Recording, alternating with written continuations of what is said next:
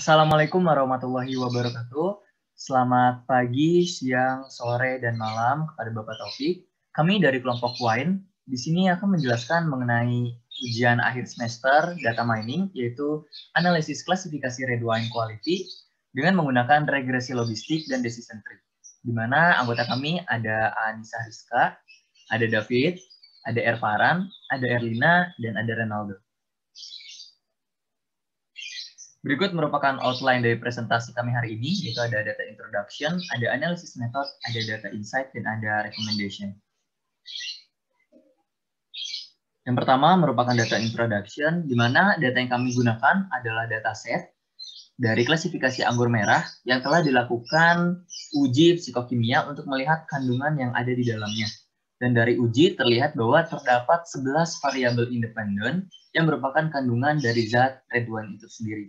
Lalu pada data juga terdapat satu variabel kategorik yang menjelaskan mengenai kualitas dari red wine, di mana kualitas tersebut dibagi menjadi dua. Ada yang berkualitas good atau baik dengan nilai lebih dari sama dengan 6,5 dan bad dengan nilai kurang dari 6,5. Berikut merupakan variabel yang kami gunakan. Terdapat 12 variabel dengan 11 variabel numerik, yaitu dari X1 sampai X11, di mana variabel tersebut merupakan kandungan dari red wine. Lalu variabel ke-12-nya atau yang disebut dengan variabel Y adalah variabel kategorik mengenai quality yang menjelaskan kualitas dari red wine. Berikutnya merupakan tujuan. Tujuan yang kami lakukan adalah untuk memberikan rekomendasi kepada perusahaan dan pelanggan mengenai kandungan red wine yang menghasilkan kualitas red wine yang baik. Berikutnya merupakan analisis metode, di mana metode yang kami gunakan terdapat dua, yaitu untuk melihat klasifikasi dari red wine, itu ada regresi logistik dan ada classification decision tree. Di mana regresi logistik ini akan memodelkan regresi yang menghubungkan variabel-variabel dependen kualitatif dengan variabel-variabel independen kualitatif ataupun kualitatif. Di mana di sini kami menggunakan 11 variabel numerik dan satu variabel kategorik. Dan yang kedua adalah decision tree, yaitu proses klasifikasi dengan menggunakan model prediksi berupa pohon atau struktur berhierarki untuk melihat klasifikasi kandungan zat yang ada dengan kualitas dari red wine. Baik, selanjutnya saya akan menjelaskan mengenai data insight. Nah, di sini merupakan data awal dan akhir kami yang sumbernya berasal dari Kaggle. Next. Nah, pertama mengenai variabel kualitas dari red wine. Jadi kami memiliki kualitas antara baik dan buruk. Buruk disimbolkan oleh 0 dan baik disimbolkan oleh 1. Nah, di sini terlihat bahwa data memiliki yang berkualitas baik yaitu sebesar 52,3% dan yang berkualitas buruk itu sebesar 47,6%. Nah, karena data ini sudah seimbang, maka kami dapat menyimpulkan bahwa data kami bagus untuk dilakukan klasifikasi. Next. Nah, selanjutnya mengenai hubungan variabel alkohol dan juga kualitas red wine. Nah, di sini terlihat bahwa red wine yang memiliki kualitas baik ini memiliki tingkat alkohol atau kadar alkohol yang lebih tinggi dibandingkan red wine yang memiliki kualitas buruk. Next. Selanjutnya mengenai variabel sulfat, di sini terlihat bahwa red wine yang memiliki kualitas baik juga memiliki kadar sulfat yang lebih tinggi. Next. Nah, ini merupakan sebaran data kami. Di sini terlihat bahwa variabel dari independen kami, yaitu numerik, terlihat berdistribusi normal dan juga berdistribusi squamous. Squamous yang miring dan yang bentuk seperti gelombang itu adalah yang berdistribusi normal. Next. Dan ini selanjutnya untuk variabel lain, yaitu fixed acidity, density, volatile, dan juga sulfate. Next. Berikutnya saya akan menjelaskan mengenai konstruksi pemodelan regresi logistik yang telah kami lakukan.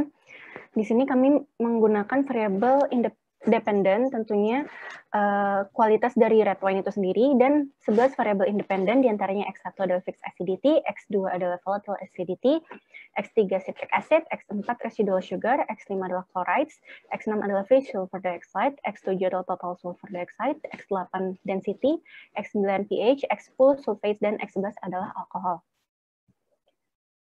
Next. Oke, dari output berikut dapat dilihat bahwa variabel citric acid dan free sulfur dioxide itu tidak signifikan dalam menentukan kualitas red wine. Hal ini dapat dilihat dari besarnya p-value yang lebih besar dari nilai alfa sebesar 0,05. Next. Okay. Dengan mengeliminasi variabel-variabel yang tidak signifikan pada model, didapatkan model akhir regresi logistik sebagai berikut. Di sini dapat dilihat bahwa variabel yang mempengaruhi kualitas red wine itu hanya ada 8 variabel, di antaranya adalah fixed acidity, volatile acidity, residual sugar, chlorides, total sulfur dioxide, density, sulfates, dan alkohol. Hal ini dapat dilihat dari besaran p-value yang kurang dari alfa sebesar 0,05. Next. Oke. Selanjutnya akan dibahas mengenai recall dan presisi pada model regresi logistik. Karena tujuan kami adalah memberikan rekomendasi kepada perusahaan agar menghasilkan produk yang berkualitas baik, maka hal yang lebih penting adalah meminimumkan jumlah false positif.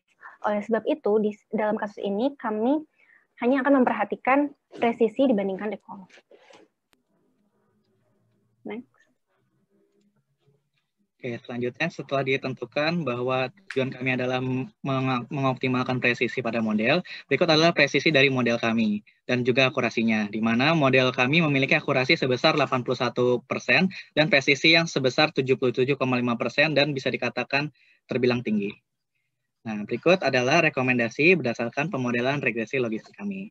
Untuk perusahaan Red Wines, kami bisa merekomendasikan bahwa perusahaan tidak perlu mempertimbangkan penggunaan variabel citric acid dan free sulfur dioxide dalam kandungan alkohol dikarenakan variabel tersebut tidak berpengaruh secara signifikan dalam menentukan kualitas red wine. Hal ini bisa dilihat dari nilai p-value yang lebih dari alfa.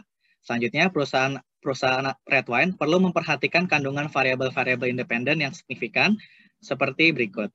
Hal ini berguna untuk meningkatkan kualitas red wine. Selanjutnya adalah klasifikasi berdasarkan decision tree. Nah, pertama-tama kami akan melihat kedalaman root tree berapa akurasi terbesar dari model decision tree kami. Berdasarkan output di atas, akurasi root 1 hingga 5 decision tree adalah root sama dengan 3, yaitu 91,25% yang memiliki akurasi terbesar. Nah, berikut adalah hasil decision tree kami. Untuk red wine yang berkualitas baik memiliki karakteristik sebagai berikut. Yang pertama, memiliki fixed acidity kurang dari sama dengan 9,975 dan sulfat kurang dari sama dengan 11,55. Atau karakteristik yang selanjutnya, memiliki sulfat bernilai lebih dari 11,55, residual sugar kurang dari sama dengan 0,655, dan fixed acidity bernilai kurang dari sama dengan 10,45. Sedangkan untuk red wine yang berkualitas buruk memiliki karakteristik sebagai berikut.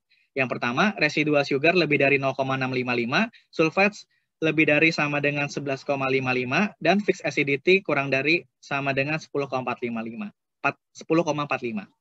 Untuk karakteristik selanjutnya, alkoholnya bernilai kurang dari sama dengan 0,425, dan fixed acidity bernilai lebih dari 10,45. Atau karakteristik yang terakhir, yaitu fixed acidity bernilai lebih dari 11,45 dan alkoholnya bernilai lebih dari 0,425.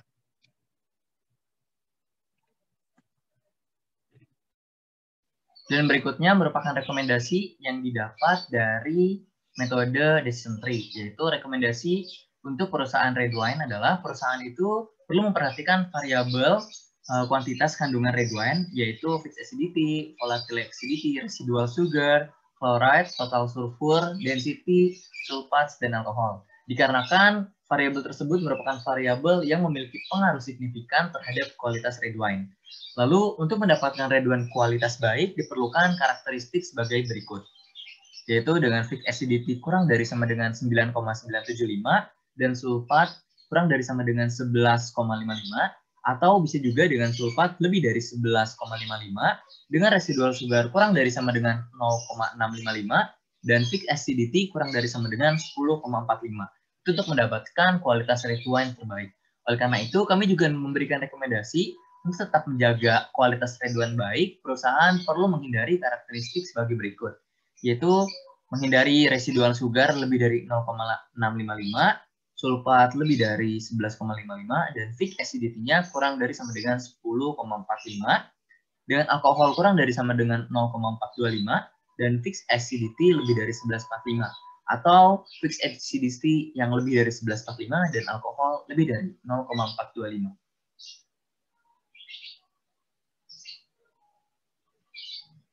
Berikut merupakan hasil presentasi dari kami. Mohon maaf bila ada kesalahan. Sekian dari kelompok wine. Terima kasih. Wassalamualaikum warahmatullahi wabarakatuh.